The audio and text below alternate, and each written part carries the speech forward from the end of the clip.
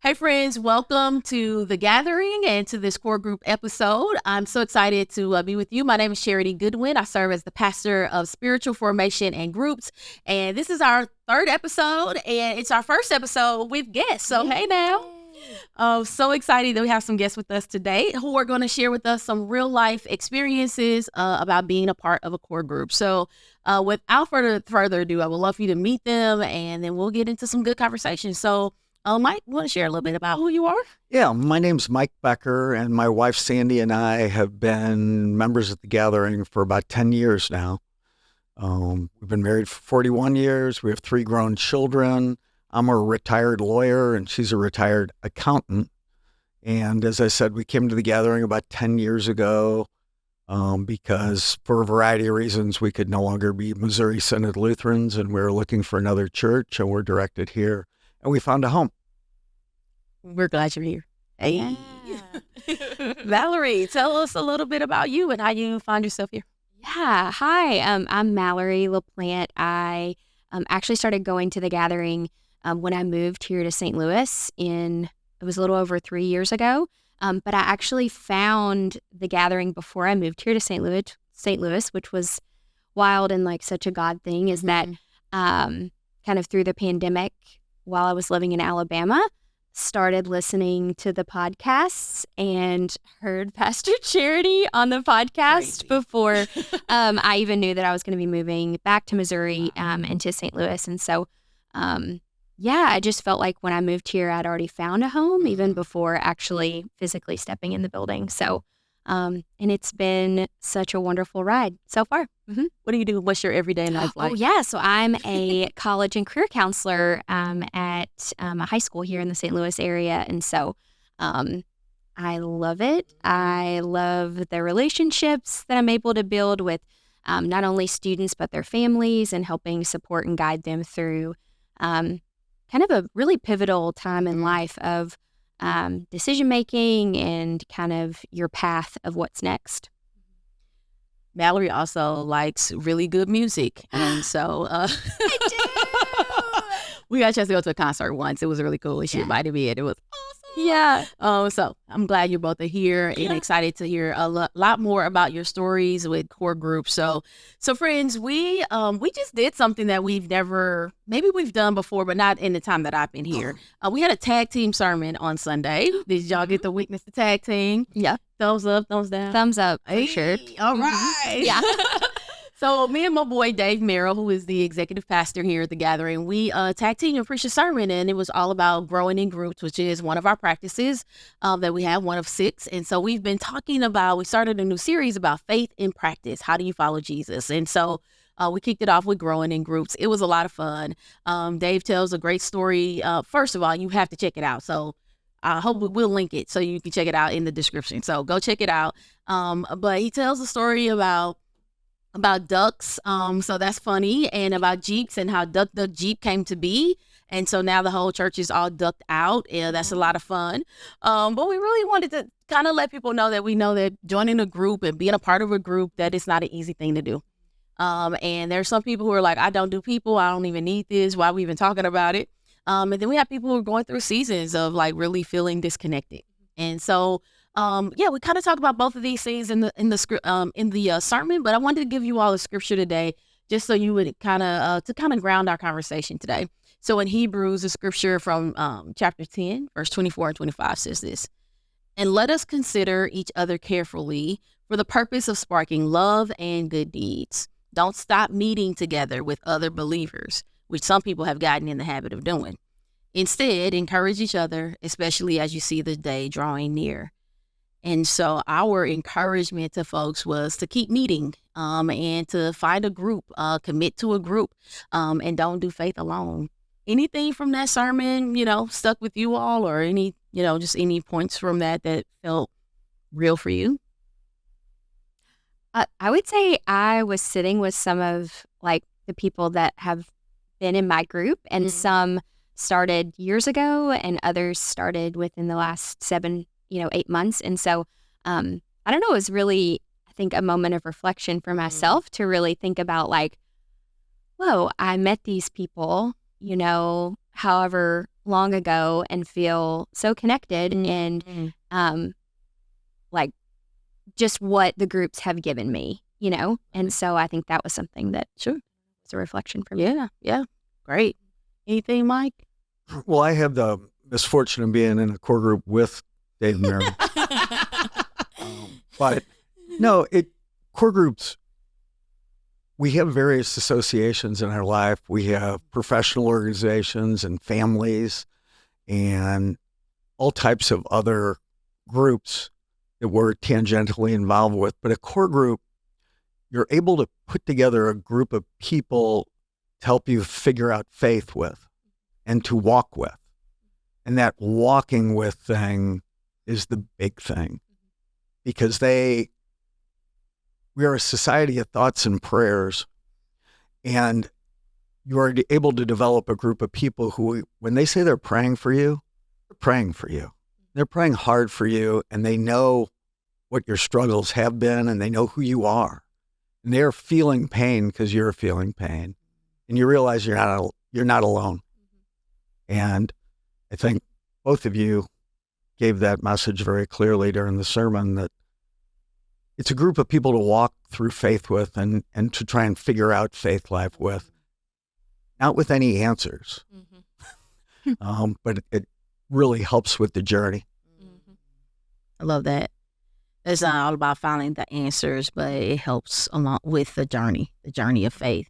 Yeah, we can definitely sometimes spend too much time and energy on the destination, and we miss what we're learning along the way. And being in a group, having that weekly stop, to be in a group helps you to slow down and reflect some more about where you are and what today is versus just where you're heading. I love that. Thank you for sharing that. Mike, tell us a little bit more about maybe your experience in a group. You've been in a couple of groups. You've been here a long time, and so what's that like? My wife and I cycled through a couple of core groups before we finally found one that really resonated with us. And unfortunately, the other people in that group all went off in different directions after about a year of us being part of that group. And so we cast around for a while, and we found another core group, which I'll call the Old People's Core Group, which was run by Pastor Miowski's dad. And that was fabulous in its own way. But for me, a core group is not a lifetime commitment for anyone. It can be, which is beautiful, but it is also something which often has a season, and then you can move on to a different group of people or a differently focused group. And so my wife and I have a gay son, Patrick, and that was very traumatic for our faith life because we had been taught that our son, if he was unrepentant, would go to hell. And that will really, really trouble your faith life and your relationship with God when that's what you've been indoctrinated with. And we worked through that, and it took us years, and we're still working through it. But what we realized is that there were a lot of parents that have been hurt by the church. When they were in crisis, they couldn't go where people should be able to go in crisis, to people at their church, because there's a feeling of shame and embarrassment. It's almost like having a child who's a drug addict, which we stigmatize that. And so we put together a group just to meet with parents, and we met for about 6 weeks, and that became a core group. And we've had that core group for the last 7 years. And it's been a blessing. And I don't like that word, but it's been a blessing. I'd love to hear your theology on that. And then Dave Merrill was nice enough. He was forming a men's core group. He was core groupless, and he kind of realized he needed to be active in it. And he put together a group of men, and I'm the old guy in that. And once again, just men are not very good at gathering up people to walk through their faith life with or to share things with. And to have this group of men who have walked with me through a couple of fires in the last 2 years, and I with them, it's just incredibly powerful. There's just so many amazing gems. Thank you for that share. I love the piece about it being for a season. I think for people to hear that up front, like where you are now is where you are, and you'll have a group that is for where you are. In a year, it might look different, and there's no shade, no hard feelings. Find a new group when your life situation changes. But yeah, thank you so much for that. And then just to offer up around men in groups, and just saying, wow, how important that is. So very powerful. Thank you. It also, and I think this is really important, my wife and I probably went to 3 core groups where we came in, sat there for a meeting and said, this group's probably not for us. And that's fine to go in and say, well, this isn't for me. Nobody's going to get hurt feelings. And you need to be somewhere you're comfortable. And until you find that comfort group, you shouldn't be shy about looking around. There are a lot of core groups here with a lot of wonderful leaders and just a lot of great people. Yeah. Yeah. Tell us about, go. Jump. Yeah, I was gonna kind of like jump on that too, is that like I think through even just initiating and going to a group, I think God kind of helps you figure out like too where you need to be. Like I had someone in our group, I think it was probably a year ago, maybe she came for a couple months and then she was like, you know what, I think I want to start one for couples because me and my husband want to do that and have kind of younger couples. And I was like, oh my gosh, that's awesome. Like wonderful. So I think that we're all encouraging each other to find where you want to be, whether it's for a season or whether it's for some years. You can kind of make that decision for yourself and kind of see where God nudges you to go. Well, how did you get in a group? You've been here for 3 years. How did that work for you? And I know eventually you're leading now a group. Yeah. How did it all start? Yeah. So I actually, so when I moved here, that summer, I joined the Explore group. And I don't know how long the Explore program had been happening before that, but I joined the Explore group that summer and had like such a great experience and met a lot of wonderful people. And then from there, I knew I wanted to join a group, but I was asked by someone that they were like, hey, would you want to lead a group? And I was like, okay. And they're like, actually, would you want to co-lead a group? And I was like, okay, that sounds better.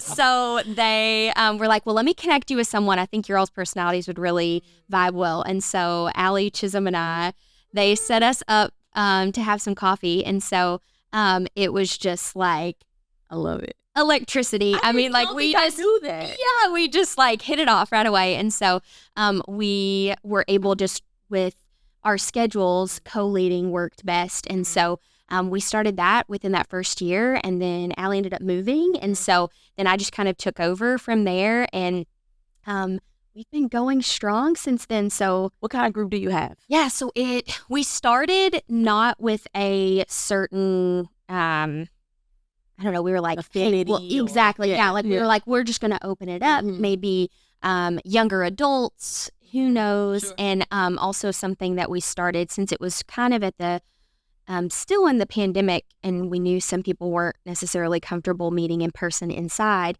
We started at patios. So called the patio core group. And so what we did is we kind of, we just like jumped around different patios around town.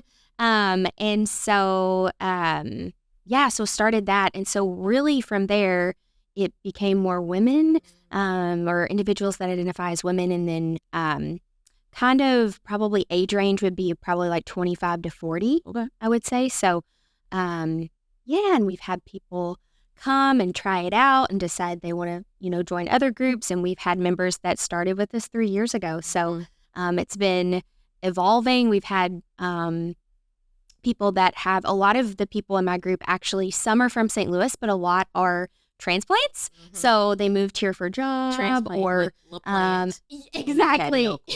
Patio core group. So it's been cool to like explore St. Louis too with a group of people and also go through some people have moved, some people have taken jobs elsewhere. This past year, 2 of our members moved. One moved to Minnesota, one moved to Alabama, and one moved to Florida. And so being a part of like that transition for them and really praying for like what's next, that for me has been some of the greatest moments of just the family and community that was built. Sure. It has been built and we still stay connected, which is cool. So love it. Yeah. Yeah, for both of you, I mean, you just kind of mentioned like big moments or like ahas, or are there any like, other experiences in your group that, really feel like, oh, this is when we kind of got it right, or here's something for me where I personally have grown because of the gathering of the people. Either of you can start. Just curious, have there been big moments? Yeah, with the parents of LGBTQ children, the relief of the people in our group is having someone to talk to honestly about what they were going through, how they were feeling, what they felt like they were screwing up, how it wasn't working out, and then to hear other people talk about the same things, you just start to feel better because you feel like, oh, they've lived through this. They're okay. They're still religious people. They're still trying to find a better relationship with their creator. And there was a tremendous comfort of the people in this group. It was just like, oh, this is really cool. and it was, and it still is. Most of the people in the group, their children are grown now. And we stay together as a core group primarily just because we've developed such good relationships at this point. Awesome. I would say something I was thinking about just like over the past 3 years, the growth of, I feel like for myself in figuring out like how to lead a group, and but also that being like the environment that we're in with us bopping around to different patios.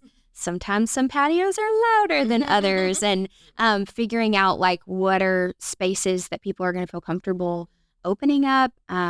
And so I feel like at the beginning, it started more social. And then as we dug in, and as relationships were formed, and I think people felt safe and comfortable in knowing each other, I feel like there's been a tremendous amount of growth, and even the comfort level of just asking questions, right? I think each of us have had different experiences, whether we grew up in the faith or grew up in the church or not, in the church. And sometimes the traumatic experiences from that. And so I just think the differences in opinions and perspectives and the questions that come from our conversations are really life-giving, Yeah. and allows me to even think through sometimes like, oh, I didn't even ever think about things that way. And so I think, And often this group of people, because of their different experiences than yours, can provide different resources for you when you do share an issue or share a problem, whether it's a book or a song or a person. You really need to meet this person who I know. And it spreads your web of support in a way that is just really powerful, because everybody has problems in their lives. The people with the most gifted looking lives are a mess. And dealing with our mess day to day and finding others who will help us deal with that just makes you a stronger person. It makes you better to deal with and help with other people, which is really what any church's ministry is about. Well, yeah, hot messes sometimes. I'm just yeah, like that. You don't have it all together. I'm like, what you talking about? I'll just share briefly that my core group, there are some amazing women, but I think one of the highlights of my group is like we kind of all came in a little disheveled, we'll say that, but willing to be there and like curious, what have you. And so, we kind of shared about our week, a little bit about like, we would share about our week, and then we kind of like pull out themes like, things from maybe scripture or something. Oh, it seems like all of us are in this season or whatever, but we weren't like looking at scripture and doing this. And I was like, like I am the core group pastor and I'm gonna need. So, but I didn't push. But eventually someone was like, maybe we should actually read the book of Galatians, because we keep coming back to this, and it was all of a sudden, here we go. We find ourselves in a Bible study, and it was so funny because these are people who are like, not good on that. But so never say what you won't do, because once you establish some level of trust with folks, and then you see that we're not all that different. You're a little more open. So talk to me, what would you all say maybe to the person who is like a Dave Merrill, who we love, but who in the sermon said, I don't really need people. I'd rather just do it myself in a way. People are great, but I have my family. I don't need to like have people outside of that in a way. And surely there are people who are like, core groups is like a hard no for them. What either one you want to speak to, like, what would you say to a person who, as we embark on this new season of groups, what would you say to them? I don't know, maybe you're missing, I feel like sometimes when you have that perspective, there can be a little bit of contentness or just like, I feel good, safe, right, comfortable. And so I don't know, I just encourage you to step into sometimes a little bit of discomfort, whether that discomfort is just meeting new people or putting yourself in a new environment, a different situation. But I feel like only reward will come from it. And whether it's you try one group and then decide, you know what, I like these people, right? But I don't know if this is my place. Try another one, right? And I know that takes a lot too, right? So I'm not saying that it's just super easy, right? But I think that we all need community, and there's always room for a new person or new people to really connect with, as you're also changing in different seasons of life too. You want to add, or? I mean, and I hate to keep harping on the men, but the way I was raised and the way I think a lot of men in our church were raised, to need other people is a weakness. No one wants to be weak. We are supposed to be a certain way, and you rub some dirt on it and you get back in the game and you take care of your own problems and you deal with it. And that's really damaging to trying to get through life.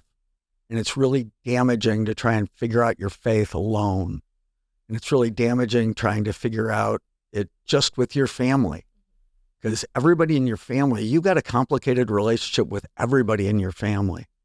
And to have a group of people you can be honest with and who can share their experiences with you is just very empowering. And it really it's just helped me dramatically understand my relationship with God so much better by walking through life with these different groups of people and listening to them. And also, this is how I talk, but being able to bleed on them when I've got a problem is just powerful, because they do care, because they've lived with me for a while. And it's a wonderful experience. And you just might be put off at first, and it might be intimidating to do, but it's so necessary. It's a reason that this ministry is one of our core values of our church. And it's not there by accident. It's because it works. And it's one of the things that makes our church special. And you can help make our church even more special by being part of that core group and being part of that process. And it's important. I think Mike wants my job. I just feel it. I feel it a lot. I love it. I'm here for it. What really, I think a lot of what you all have shared is really meaningful and helpful. I just want to maybe go ahead and start closing us out with a few things. We talked on Sunday about an acronym called DUCK, which stands for Don't Do Faith Alone. Understand your options. Commit to finding your group, and then keep meeting once you do. And so, I just want to say to you today, don't do faith alone. It really does matter. You got a chance to hear a little bit about how it matters and how it's been transformational for both Mallory and for Mike. And then understand your options. We talk about two types of groups here. One is a core group, which we've been talking about mostly today. These groups meet for about a year together, the school year. They serve together, they socialize, and they read scripture and pray together. And they're just really important. And then our other type of group are our wellness groups that help heal and give hope to folks. And, that same thing can happen in a core group, but in a wellness group, it's a little different. You meet for 6 weeks, you get some support. It's kind of like a good injection of hope at a time that you really need it. And so I really want to encourage you to consider both the core groups and the wellness groups, and then commit to finding your group. And here's how we're going to help you do that. So on August 25th, we're having this first ever launch party. Y'all got to come. It's going to be great. What we learned is that we have an app and people get to sign up using the app, but a lot of people are like, core group is about people. It's about relationships. It's about energy between folks. It's about vibe, right? And so with this launch party, you get to come and meet a person like Mallory, hear her accent and think, okay, I like her. I could probably hang out with her and some girls on the patio, And so you get to meet face-to-face leaders, ask questions, get the feel, and then make a decision about what group you want to be a part of. So I really want to encourage you to come to the August 25th launch party. And then for people who have been doing this for 10 years or more, like we heard Mike share, and even 3, keep meeting. Every year people take a break, typically in the summer if they're smart. They take a break. They take a break from meeting in their groups. And then we start back up the week of September 8th. And so keep meeting, right? It's like, okay, let's get back together. Let's get back into our routine. Let's start over. Let's grow from where we are, and let's continue to assess, how are we doing as a group? Is it still meeting the needs? Is there something we need to do differently now that we've been doing this for 3 years, right? Having some of those evaluative and assessing type of conversations as you all get started again. So, and so that means to keep meeting. And so that's the duck. We'll help you drop a duck in the comments. We love to just hear what you think about today. But more than anything, we know it's easy to the way that this scripture in the New King James would say, forsake the assembly, right? It's easy to be like, no thanks. It's easier to stay home. It's easier to stay disconnected. But as Mallory shared, and what it would look like to lean in, what would it look like to have a little bit of courage to take a step. And part of my theology is that God meets us along all the steps that we take. And so you're not taking those steps alone, and you're actually taking them toward other people who can support you. So I want to say thanks again to my first-time guest. Hey. Thank you. Appreciate y'all for being here and preaching a good word. And to all of you out there, let's continue to have faith in our practices that we talk about here, and let's continue to follow Jesus and do that by growing in groups. Be well.